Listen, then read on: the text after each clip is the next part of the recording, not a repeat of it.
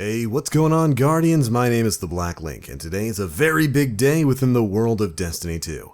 Update 2.0 is dropping. The game's actually offline for maintenance right now, but the patch notes are up, so we are going to be covering them over the course of this video. Now, there are a lot of changes coming with Update 2.0. We're going to be going over the majority of the biggest ones in the course of this video. Just going to be straight patch notes. So you might want to just put this video on as maybe like a miniature podcast just off in the background and listen to some of the big changes that are about to go live in the game.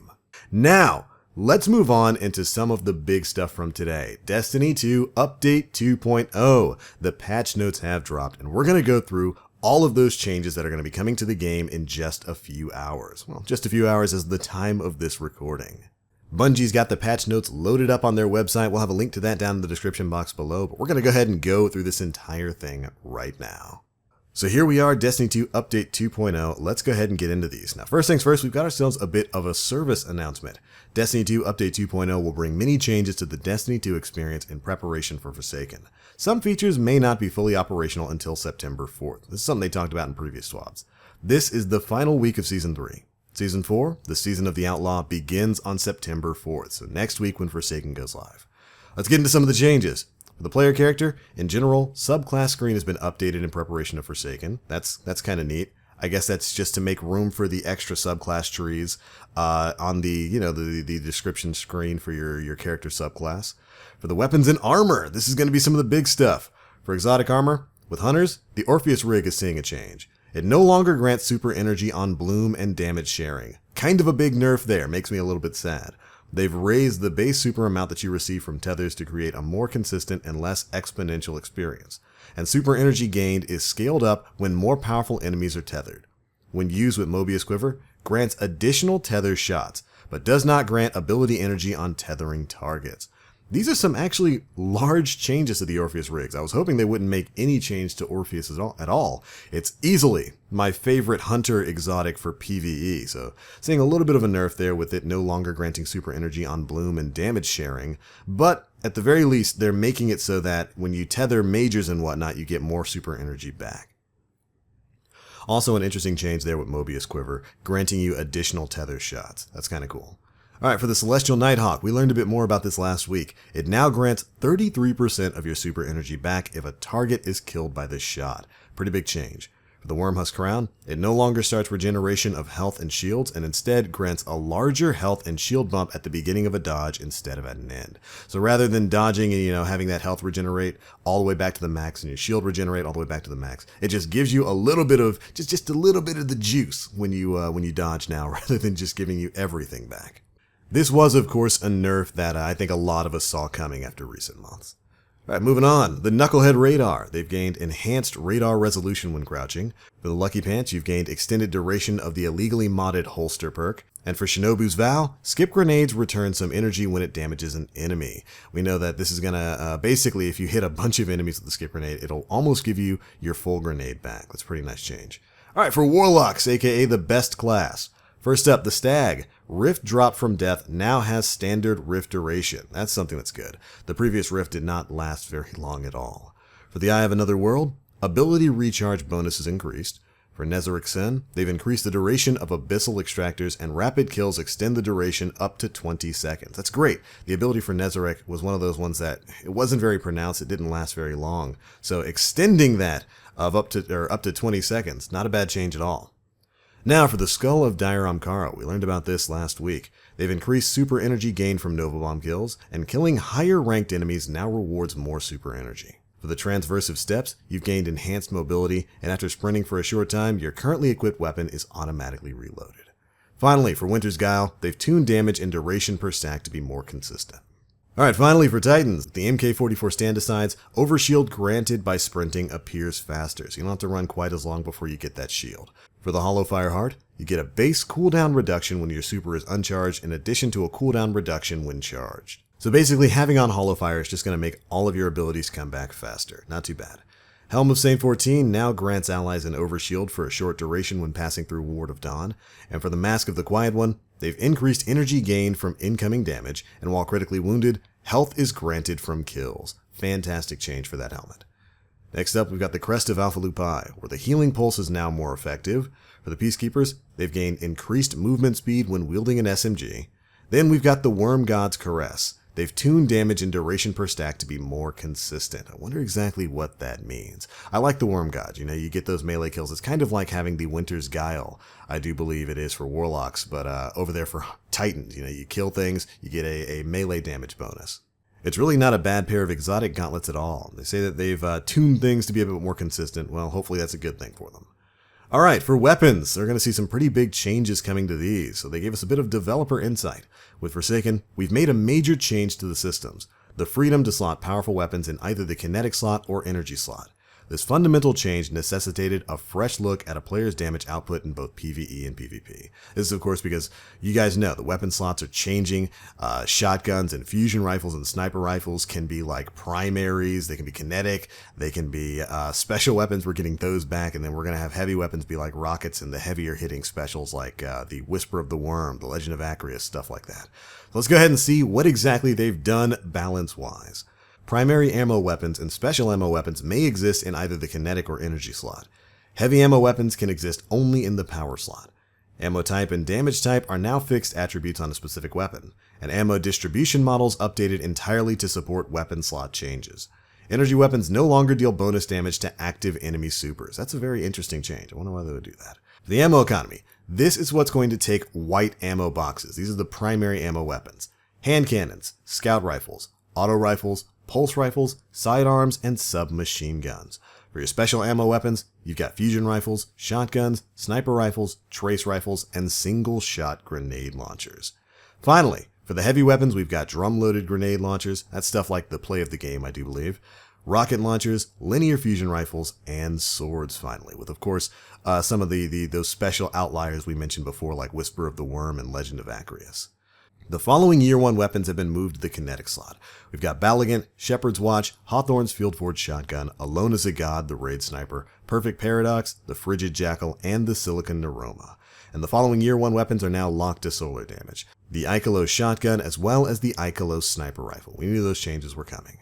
And of course, there's the list of exotics that did not change slot and still use heavy ammo. Tractor Cannon, Legend of Acreus, Darcy, and the Whisper of the Worm. But alright, let's move on to the ammo changes. For primary ammo weapons, they've increased precision damage output of primary ammo weapons, they've increased overall in-air accuracy, yes, and they've decreased body shot damage in PvE. They've also decreased auto rifle damage required to stagger enemies to compensate for reduced body damage. Interesting that they would lower the overall damage on kinetics there, at least for body shots, although I am happy that they've increased precision damage. As always, aim for the head. For special weapons, they've reduced damage output of special ammo weapons, but increased the damage of trace rifles, and trace rifles now disintegrate defeated enemies. Nice little style change there. For heavy weapons, for grenade launchers, they've increased damage and blast radius. Thank you! Definitely something they needed. For linear fusion rifles, they've increased damage, reduced time to charge and fire, and reduced the aim assist. And for swords, they've increased the ammo. They could have stopped right there with increasing ammo because swords, good God, do legendary swords in D2 need a lot of help when it comes to ammo. But we've got increased ammo and increased damage mitigation when guarding. I'll take all of those buffs for swords. I will say I'm a little bit bummed about the decreased damage output for some primary weapons and for special weapons, but some of these other changes are fantastic. I'm glad that trace rifles are getting a buff. I'm glad that swords are definitely getting a big buff. They've needed it for a very, very long time. Alright, let's move on to some of the exotic changes. For exotics, first up we've got the Sleeper Simulant. They fixed an issue where charge time was not displayed properly on the weapon. Magazine size has been increased. Ooh, does that mean we get our 3 shots back? Finally! And they've reduced the base damage of the weapon. I'm guessing to put it more in line with other linear fusions. For Borealis, bonus damage after breaking a shield increased on precision hit, and it still grants bonus damage on body shots. Great, so no nerfs there. For the Prometheus lens, it no longer generates special ammo on kill. Ooh, that is a pretty big nerf to the Prometheus lens. One of the best things about that gun, after it recently got buffed in PvE, was that it's very fun to shoot. And of course, when you kill, it restores its own ammo. So that's going to be a pretty heavy hit to that weapon.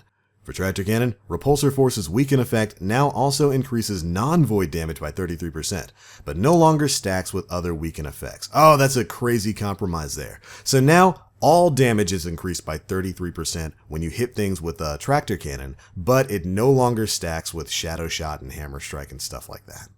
The burn strats are going to have to change a little bit. All right, let's move on to some of the perk changes. For explosive payload, they've reduced bonus damage output. Ooh, nerf to that. For ambitious assassin, increased time allotted between kills to earn bonus ammunition. For backup plan, they've decreased the amount of time weapons must be stowed for the perk to become available. This is great. Backup plan is that plan C ability, where when you swap to the fusion, it'll have a shorter charge time. Now they've decreased the amount of time that you have to wait before you can activate that again. That's great. For box breathing, we knew a nerf was coming to this. They've reduced the time required for the perk to activate, they've reduced the precision bonus, but the perk now resets after firing, so 1 buff, 2 nerfs. Which bums me out a little bit, but I guess, with the power of that perk and with the way that weapon slots are changing and whatnot, I shouldn't be too surprised that it saw the kind of nerf that it got. Next up, for high impact reserves, damage bonus granted earlier in the magazine. Then for the Grave Robber perk, it now reloads your entire magazine rather than just a portion, and primary ammo is going to be granted directly to the magazine, while heavy and special ammo is transferred from reserves to magazine. Now what this seems to mean is that when you're activating Grave Robber on a primary weapon, it's going to pull that ammo from thin air. It's not going to deplete your reserves, but it's of course not going to do that for special and heavy weapons because that would be rather broken in PvP. Great change. That actually might make Grave Robber a worthwhile perk, if you can have that almost limitless ammo supply there. That's a great change.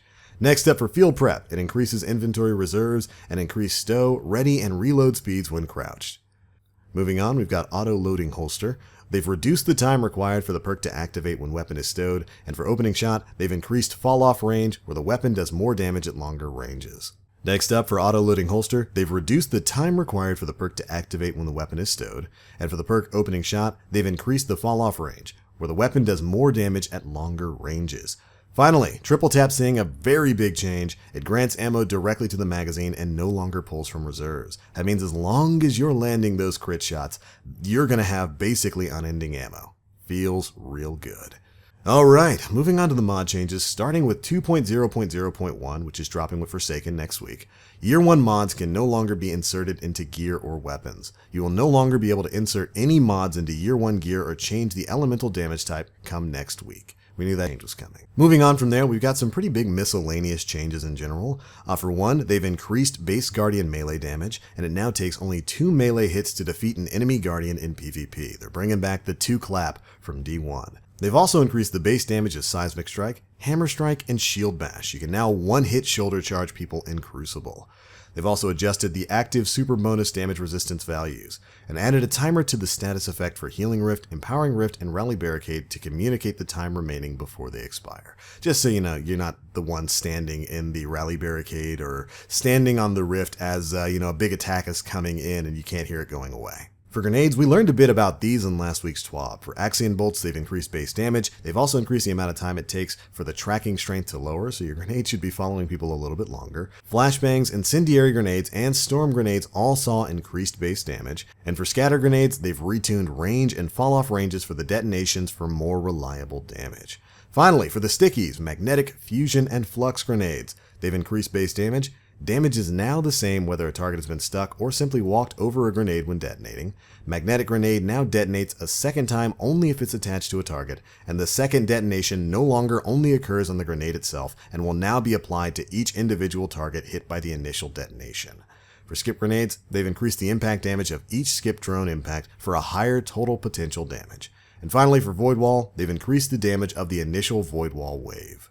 Next up, we've got some miscellaneous class changes for the 3 main classes. For Hunters, in general, their Marksman's Dodge is now considered a reload. It can interact with Kill Clip, Rat King, and etc. This is fantastic. So any of those perks that activate with reloads, like Kill Clip like they're showing there, it can activate on Dodge now. So you don't have to sit back and actually do the slow reload animation. If you've got a weapon with Kill Clip, you get that kill, you dodge, boom, Kill Clip activates. Great change. For Gunslinger, Practice Makes Perfect now grants super energy on throwing knife kills, and they've increased the duration of all versions of Golden Gun, even the 6-shooter. That's really exciting. Finally, for Night Stalker, once activated, the Shadow Shot Tether will find enemy targets more reliably within its search radius. Not too bad. Next up for Titans, in general, the Rally Barricade no longer requires players to take cover to reload. It now feeds ammo directly into your magazine over time. Hallelujah, fantastic change. You can just sit there and crouch and continually get your ammo back. For the Striker, with terminal velocity enabled, the opening Fists of Havoc slam no longer leaves a lingering damage area. They've also lowered the health threshold for triggering knockout so that it triggers sooner to keep up with the PvP lethality changes. And finally, they've increased the lunge range of the Fist of Havoc melee attack. For Sunbreaker, Sol Invictus will now trigger on burn kills, and for Sentinel, they've increased the Ward of Dawn health significantly. Yes, very happy to hear that.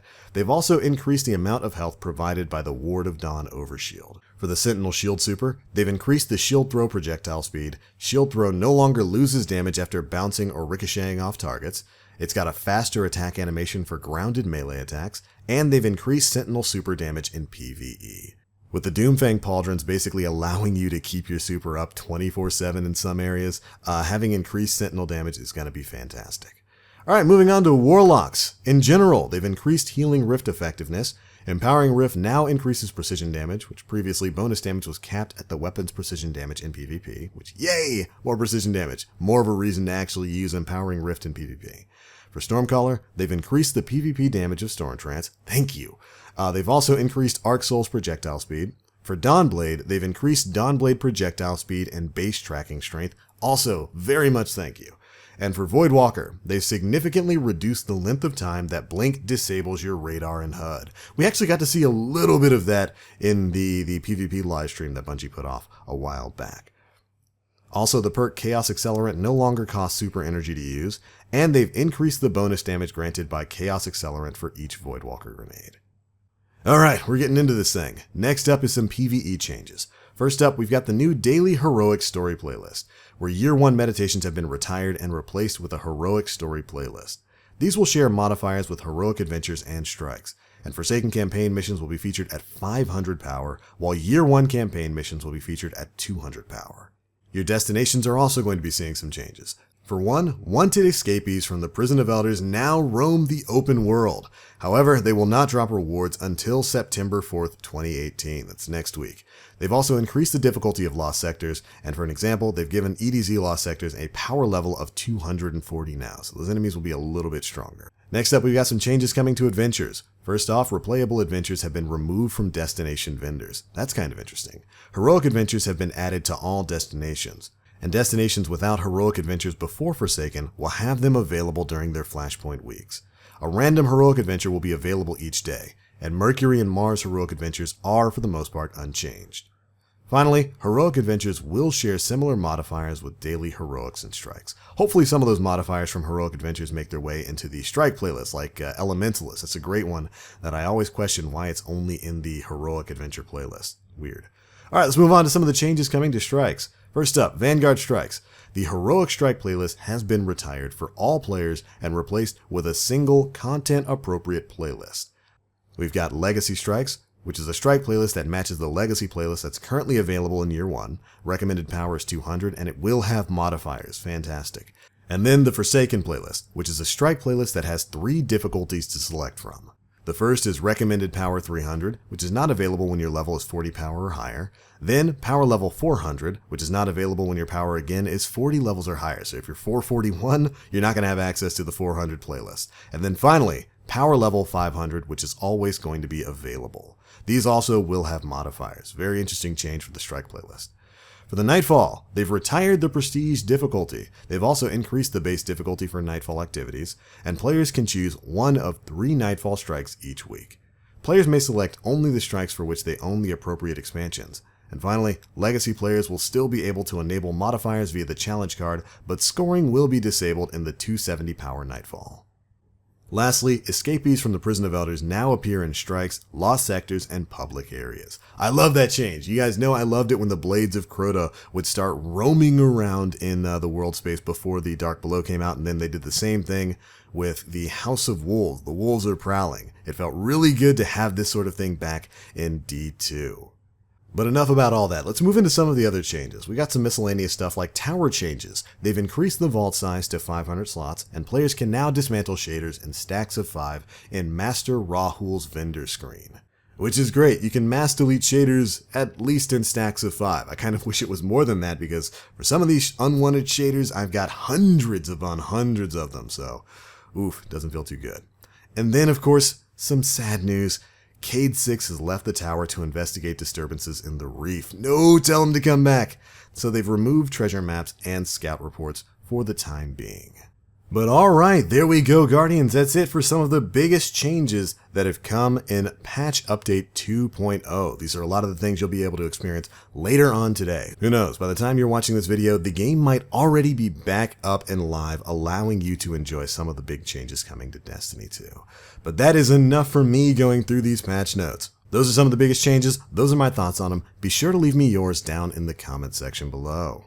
Are you excited to jump back into Destiny 2 in this new world environment? I know I'm going to be going and testing a bunch of different weapon slot changes and how exactly that makes the game feel and play.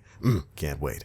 But that's going to be it for this one, Guardians. Thank you all so much for watching. If you enjoyed, feel free to drop a like. Make sure you subscribe and hit that notification bell to stay up to date with all the latest D2 news that's coming out. We are 1 week away from the official drop of Forsaken, and it is going to be a wild ride every day as we move forward, so make sure you're staying tuned. But alright, I'm out for now. Thank you all so much for watching, and as always, I am the Black Link. You Guardians, stay frosty.